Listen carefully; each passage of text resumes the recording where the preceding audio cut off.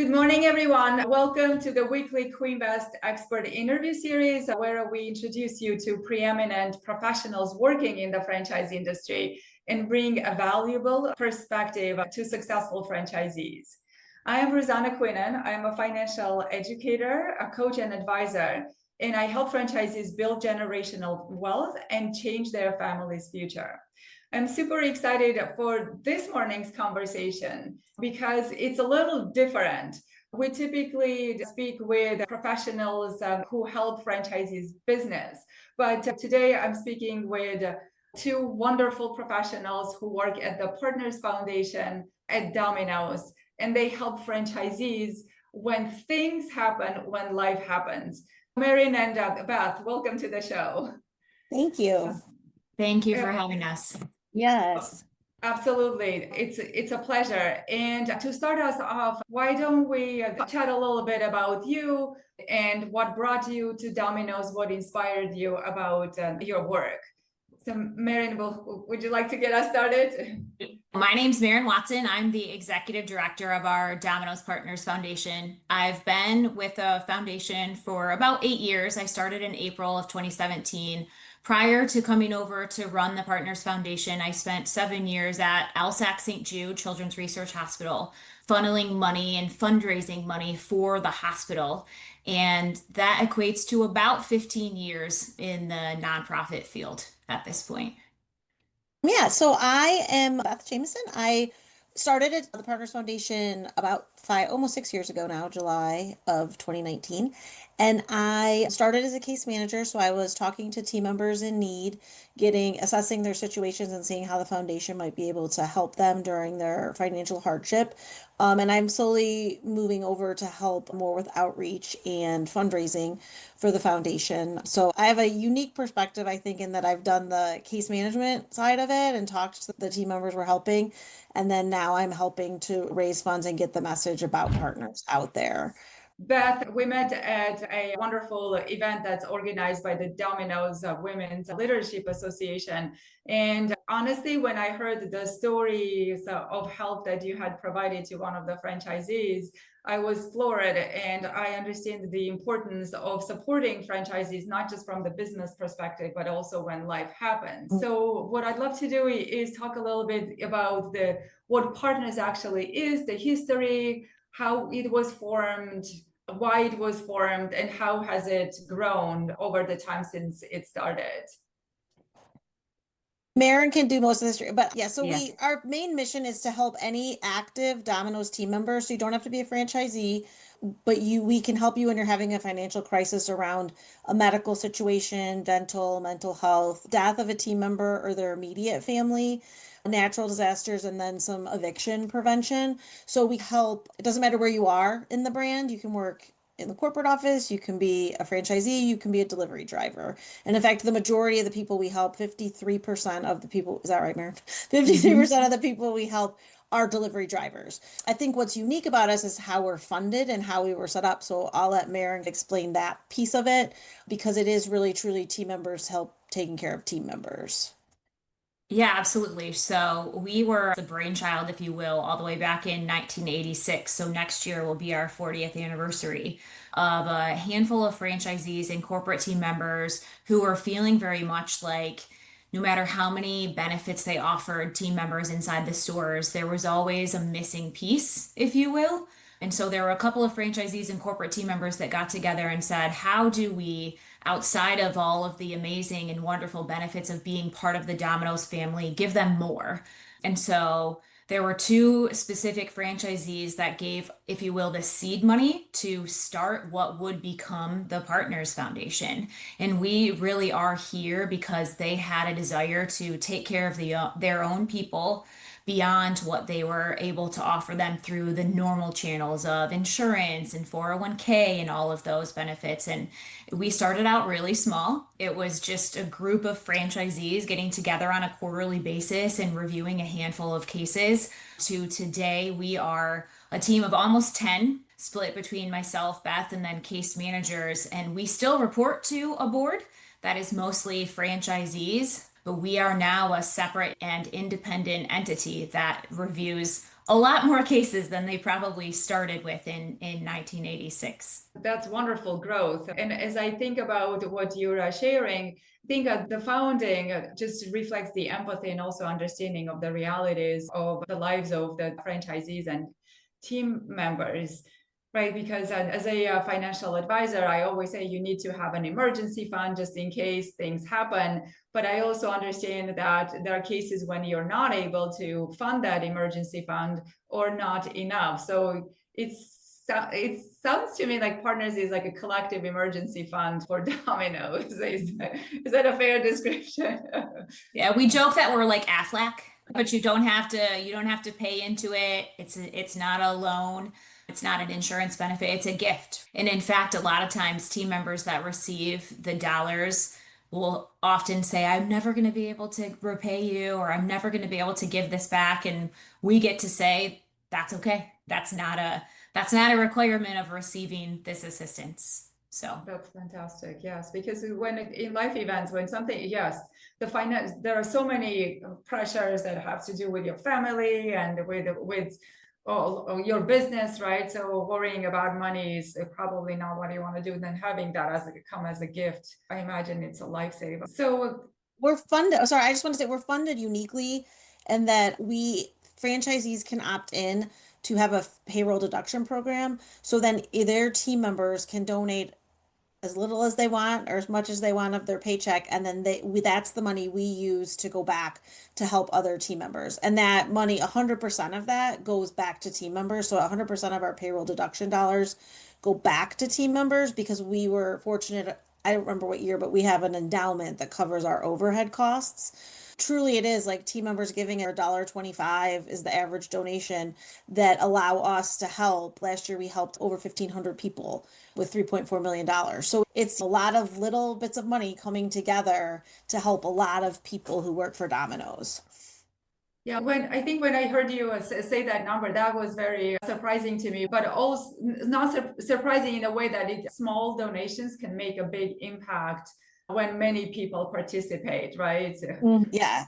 And I think too, it's just that I know you do a lot with financials, but it really is just even that little bit, that $1.25, it makes a huge difference, because we're able to, in some cases, change these people's lives for the better. They don't have to, they can focus on getting better or getting back to work, which is what they want to do, but they don't have to worry about how am I going to pay my rent while I'm recovering from surgery and things like that. Absolutely. And how do franchisees find out about you, and how do they reach out to you?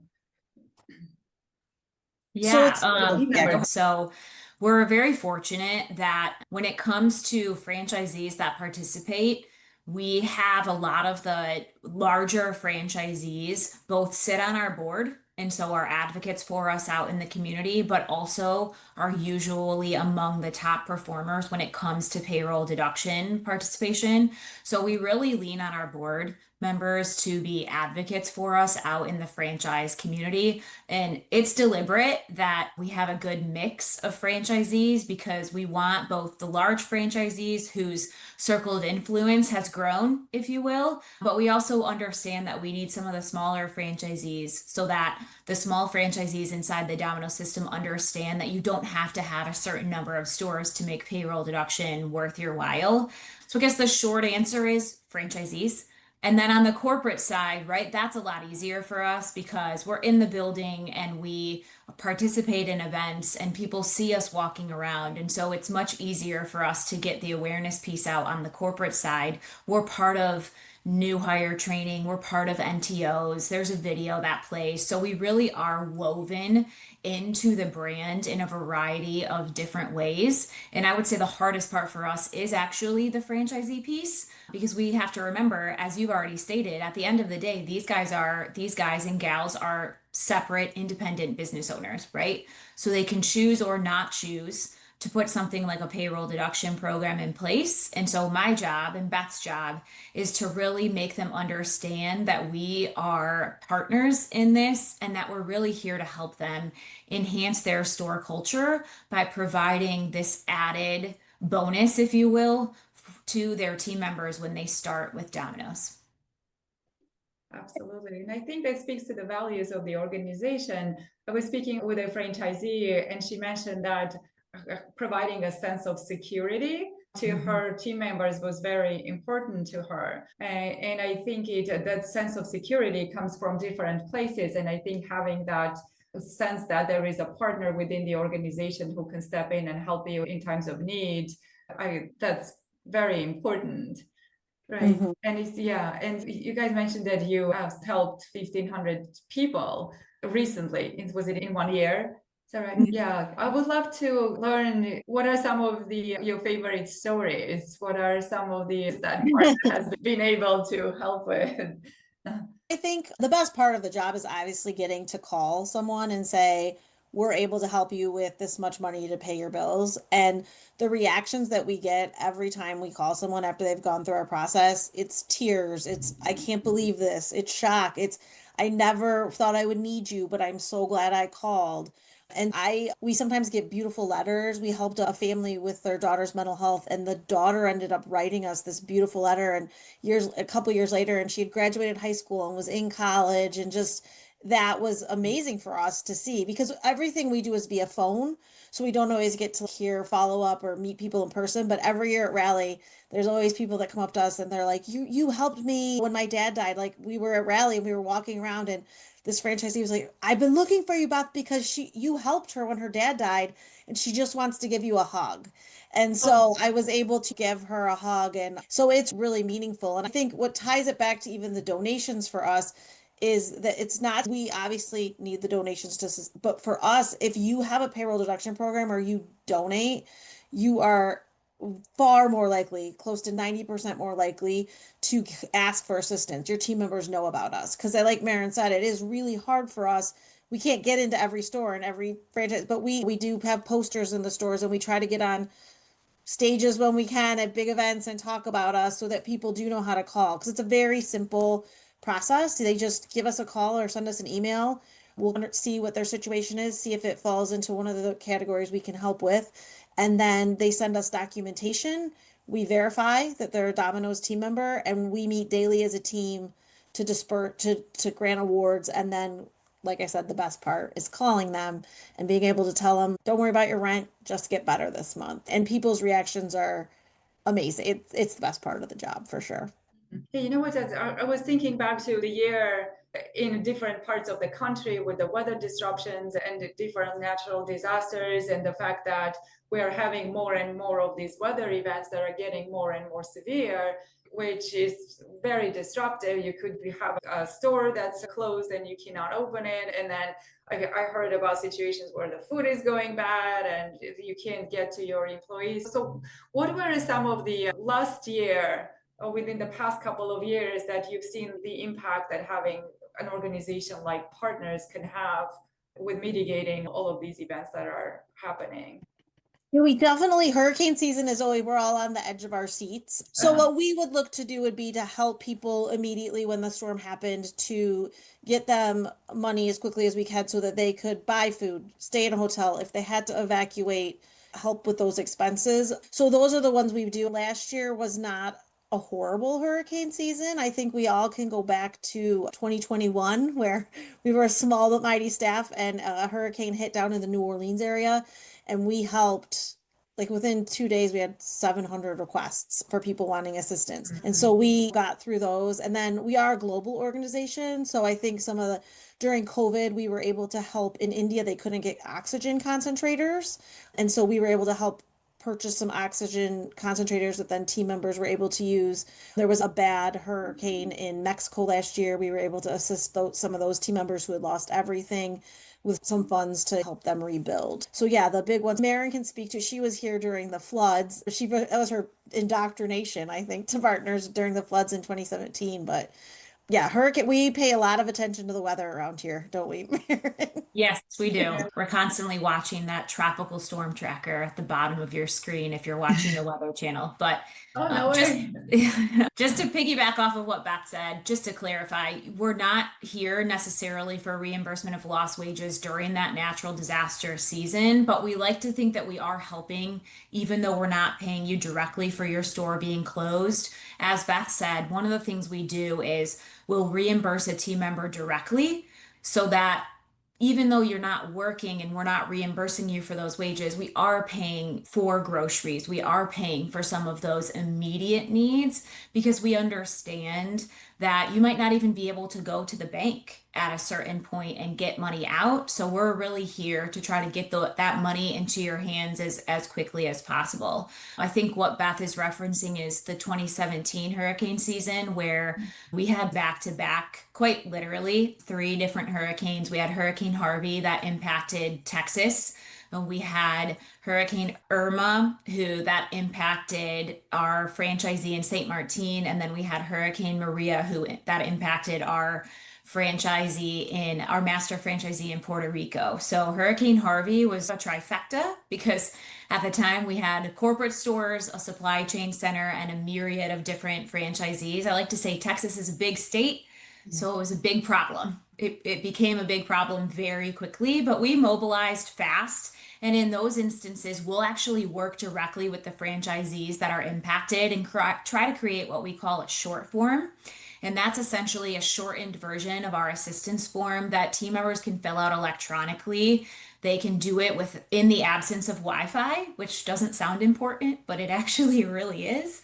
And then it's a quick submit button, and we move through that process as quickly as possible. And then specifically around Hurricane Maria, I think one of the coolest things that we were able to do is provide generators to a couple of different families that otherwise would have been non-operational and probably had to move out of their home for months at a time. So we're really trying to think through, okay, what is the most immediate need? And based on our guidelines, how can we meet it as quickly as possible? There obviously are instances during a natural disaster season, as Beth said, where we can't necessarily meet those needs, but something that I think is worth saying is we are all trained social workers, as in all of our case managers come from that background. And so one of the things we're really diligent about doing is, okay, we can't help this team member, but where are resources in this state or in their local community that we can point them to? Because then that no feels a little less painful for that team member, because we're saying we can't help you, but we understand that you're still in crisis. So here's some resources that we'd really like to point you to so that you feel a little more taken care of, even though the money can't come directly from partners. Yeah, I would imagine that having that somebody who can point you where you are because you're in your crisis, you probably don't want to sit and research resources. But I was thinking, as you were saying, that you provide generators, and for example, that's something I'm wondering if about logistics, right? Do you have partners and collaborators across the country who can do those things? Is it a network of professionals or companies? How does that come together?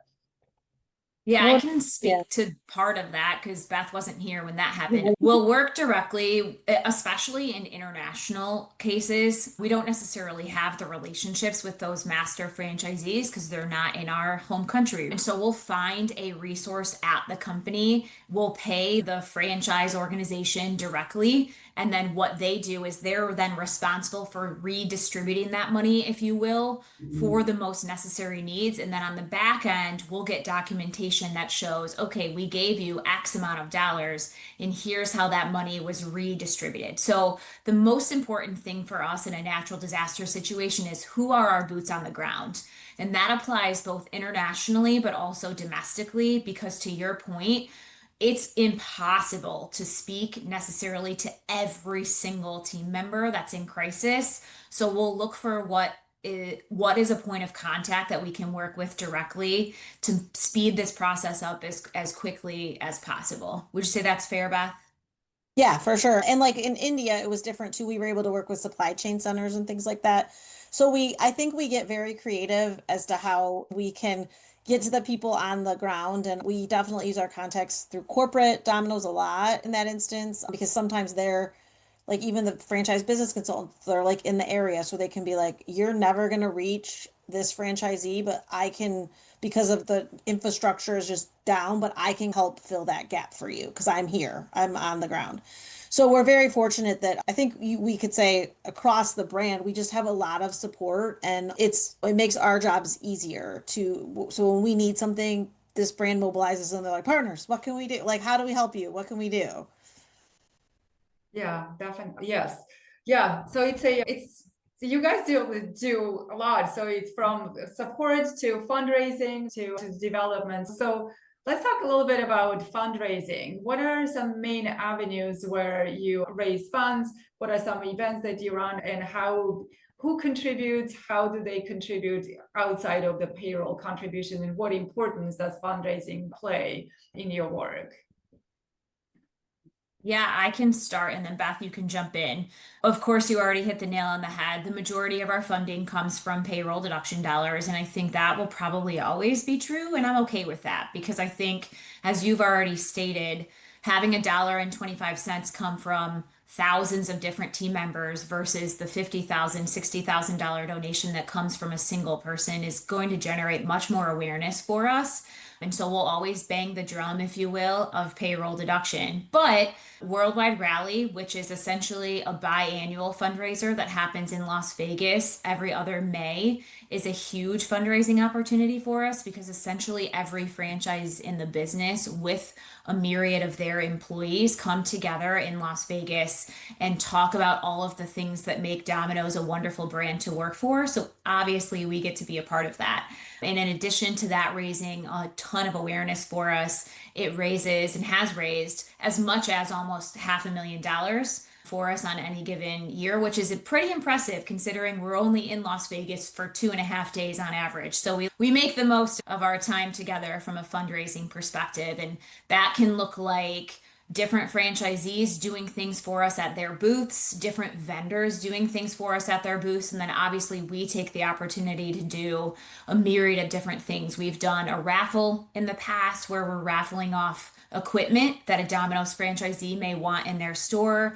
We've done a silent auction where we have a really cool branded pair of shoes that every person who walks up to our booth wants to have on their feet. So it's really just a good opportunity for us to generate awareness and then fundraising dollars. And then during COVID, we obviously were not able to go to Worldwide Rally in 2020. So the brand came together and said, how do we support partners since they just lost their largest at the time biannual fundraiser? We have an organization you may be familiar with called the DFA, the Domino's Franchise Association. So the head of that organization came to us and said, what do you think about us putting together an online silent auction? We'll ask franchisees to put together packages. We'll have some experiences. We'll have some equipment. We'll just see how this goes. And our initial fundraising goal was $200,000, and we raised over $1 million. Blew that fundraising goal out of the water. And what was supposed to be a one-time fundraising event because of COVID turned into a biannual fundraising event that now happens every year that we do not have a worldwide rally. Of course, we have franchisees and corporate team members who put their own smaller fundraising events on, and we love that as well. But I would say those are our two largest fundraisers that generate quite a bit of revenue for us outside of payroll deduction. Would you agree, Beth? Yes, and this year we're getting ready for the Domino's Franchise Associations, the DFAs. They're doing the auction this year in Vegas again, and we're adding some new elements. We're gonna have a live auctioneer this time and like an in-person stand up for partners appeal. It's exciting, and the generosity of the franchisees and the brand is always amazing. During COVID, remember we had a franchisee who's in a band. They did a concert for us online because he couldn't do anything, so they did an online concert for us and raise money. So there's people are very creative and want to help us, and we appreciate that as well. Yeah, it's amazing to me how much COVID has actually created in terms of new avenues and new ways of communicating and doing things. Right. I think everybody has a COVID story of a pivot or something that they started because we had to. Yeah. And then the online auction is a good example of that. And now you have something that can go forward and just be part of what you do regularly. We know and we're very grateful that we are so supported by the brand because we meet with other nonprofits and we see the struggles that they have to go through to get grants and funding and things like that. And we're just so fortunate to work for such a generous brand and generous people within that brand who really believe in our mission, which is to take care of each other. Like Domino's is truly a family for those franchisees and those team members. So it's nice. Yeah, so what do you think makes Domino special as a brand? You see so many people in it, so both the corporate side, but also the franchisee side. So what do you make Domino's? I really think, and the people that I talk to would say it's how they take care of their own. Like, I think the Partners Foundation is a big part. And it's not just in the Partners Foundation. I think some franchisees they won't even want to call. So I'm just going to take care of my people myself. There is a sense of family, and I can't tell you how many people I talk to who work in the store, and when they get sick, they are just like, I miss my family. I miss the people. I miss what I'm working for. I think from the top down, obviously for us, the people that we help the most, the franchises we help the most, it's people who make that their culture. And I think that is something that Domino's as a brand has tried to do and done a good job with. And then it trickles down to the franchisees who then get it to the team members who then get it to us. And we're unique. We're one of the first foundations as far as we know, similar to this. And would you say we're one of the larger ones, Mairin? Like in I terms of would like say QSR? yeah, I would say we're unique in the sense that more of us are popping up, but what makes us incredibly unique is that usually a lot of the other foundations that are popping up house all of their charitable giving under one roof. So whether it's corporate, whether it's customer facing or internally facing, it's all under one roof. And as I mentioned in the beginning of this call, Domino's does have other charitable organizations that they support, like St. Jude, but that's a totally separate team from us. Whereas at other organizations, if there is something like us, they're encompassed under the umbrella that is also something akin to the Partners Foundation. So the fact that we're a completely separate entity with our own staff and our own 501(c)(3) nonprofit status, and the fact that we've been doing it for so much longer, I think one of the things when we talk about what makes Domino's special, they are trailblazers in every sense of the word, and the Partners Foundation is just a really great example of that. And I think the other thing that I think makes Domino's so wonderful is that you can start as a delivery driver at the age of 19, and 20 years later, you now are the second largest franchisee in the system, and you have a family of people that you're now responsible for taking care of. And 20 years before that, you were driving pizzas around. And so I think it also gives them a unique ability to truly understand and put themselves in the shoes of every single person who works inside of their stores. And that is where a lot of that care and concern comes from, because so many of our franchisees understand where their team members are coming from because they've literally walked, or in this case, driven in their shoes before, right? As a financial advisor, I know many business owners who want their legacy to continue, who want their work to actually provide for future generations. And there are many ways that you can do that as well. Are there cases or ways for franchisees who are thinking about exiting the system, retiring, to make partners part of their estate planning, part of their giving strategy? Yeah, the short answer is yes. Oftentimes, the greatest thing in the world is to get a phone call that says, "Hey, you're going to be getting this $10,000 donation and because so and so left you in their will." And obviously, we don't budget for that necessarily, but it can make a huge impact for us. And the average grant, we didn't talk about this, but I think it's really important to note that the average grant for a team member is just over $2,000. And so when you think about the impact that even a small gift or a bequest, if you will, in someone's will could make, that's 8 team members whose lives could be changed as a result of you just thinking about wanting your legacy with Domino's, and by extension, the Partners Foundation, to continue. See, there are so many ways that giving can actually help you in your overall financial picture. And a lot of times that's not the reason most people will give, but there is wonderful tax deductions and ways to really make your gift go further with how you structure your giving.